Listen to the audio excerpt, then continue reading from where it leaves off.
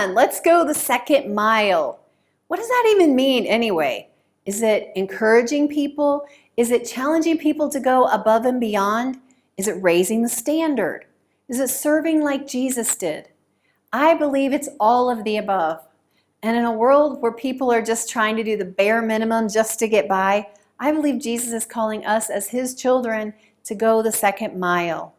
Have you really died?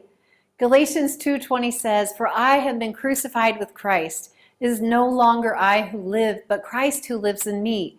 And the life that I now live in the flesh, I live by faith in the Son of God who loved me and gave himself for me." Wow. I have been crucified with Christ. So that means that my old identity has been removed. It's super easy to say, but it's really not easy to do because the mindsets that we have, they're deeply ingrained in us. Is it reality for me to say that the life that I now live is Christ living in me, that I'm being empowered by his strength and not my own? Because sometimes I think it's so easy to rely on our own power and not him. But yet every day we should be living in his strength and in his power.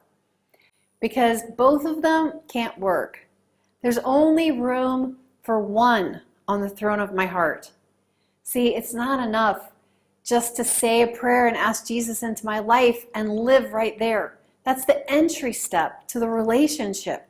But going the second mile, that's saying, Jesus, you are Lord of my life. Sit on the throne. Because like I said, there's only room for one on that throne. Both of you can't sit there. We can't have a wrestling match for who's going to be on the throne today.